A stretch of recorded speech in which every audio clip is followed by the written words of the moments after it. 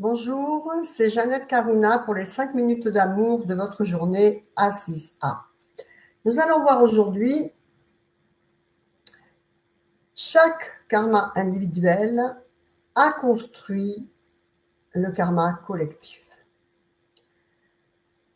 Donc, qu'est-ce qu'il faut faire pour en sortir? Donc, qu'est-ce qu'on vit actuellement à partir des années 2020? Eh bien, on vit ce karma collectif. On l'a en face de nous, vous savez, un peu comme Ghostbuster, tout le négatif qui sort de tous les égouts et puis qui envahit toute la cité et puis toute l'humanité, en fait. Donc, on en est là. Bon, c'est vraiment le karma, c'était le contraire de la loi d'amour cosmique. Ça a été le profit, l'égoïsme, les génocides. Depuis la nuit des temps, les gens ont voulu toujours prendre ce qui n'était pas à eux. Ils ont conquis des terres, des pays, ils se les sont appropriés. Maintenant, pourquoi pas, on pense à conquérir des planètes pour aussi faire la même chose. S'il y a des gens, on va bien les exterminer. Et donc, tout ça, toutes ces particules, donc, comment ça s'est passé? En fait, chacun, on est tous concernés, parce que ce n'est pas chaque personne qui a fait des gros karmas comme ça, mais ne serait-ce que des tout petits karmas par personne, c'est-à-dire, comme je l'ai déjà dit, je pense quelque part, j'ai quelqu'un qui avait 4 châtaignes, et il en a voulu 500 grammes, et puis après, il a voulu une viande pour l'accompagner, et puis, comme ça, pour se faire, pour multiples raisons qui étaient certainement bonnes, hein, pour nourrir sa famille, ses enfants, je ne sais pas, pour vendre, pour faire du profit, eh bien, il était prêt à tuer, à mentir, à trahir pour avoir ces choses-là. Et donc, après, avec la surconsommation, les sociétés de consommation, ça nous a créé des besoins supplémentaires et on est enfermé dans cette individualité. Par exemple, au début, les tribus indiennes, je veux dire, elles n'étaient pas comme ça. Elles respectaient tout l'environnement, elles respectaient la vie, elles tuaient uniquement pour manger, et c'est tout en fait. Et c'était une communauté, et tout le monde vivait ensemble, et on ne laissait pas comme ça des gens de côté, les personnes âgées à la rue, des choses comme ça n'existait pas. Maintenant, c'est comme ça.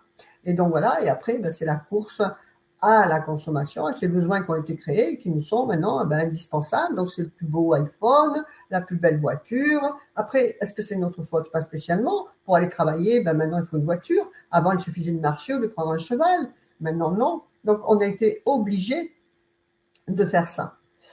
Et en fait, ça a construit tous ces petits karmas, les 4 châtaignes pour les 500 grammes, et ça a construit cet égrégore collectif qui est maintenant un monstre d'égoïsme, de profit, et qui veut continuer le génocide comme ils ont toujours fait en fait. D'accord? Et donc, comment en sortir? Eh bien, de la même façon, A6A, il est créé pour ça d'ailleurs, eh bien, de la même façon que tous les karmas individuels ont créé ce karma collectif, il faut bien se rendre compte que toutes les bonnes actions, toutes les parcelles d'amour groupées, eh bien, construiront, nourriront la loi de l'amour inconditionnel, de l'amour cosmique. Donc, il faut vraiment se monopoliser à, à focaliser là-dessus, chacun à notre niveau, chacun à notre échelle, dans nos actions quotidiennes, à conscientiser que l'on fait ces parcelles d'amour, transformer ce que l'on sait, qui maintenant est pour notre vie, notre survie. On est obligé de se chauffer, d'aller travailler, et de vouloir une augmentation parce que faut payer des études, il faut ci, il faut là. On est dans un cercle. Mais donc, toutes ces choses-là, il faut les conscientiser et il faut en même temps les transformer en une parcelle d'amour. Voilà. Si vous cherchez plus d'argent, cherchez le pourquoi et que cette cause soit pour de l'amour. Voilà. De la même façon que les particules de karma ont créé le karma collectif, les particules d'amour conscientisées et groupées, créeront la loi d'amour cosmique vers la lumière et contrebalancera cette ombre, cette négativité collective.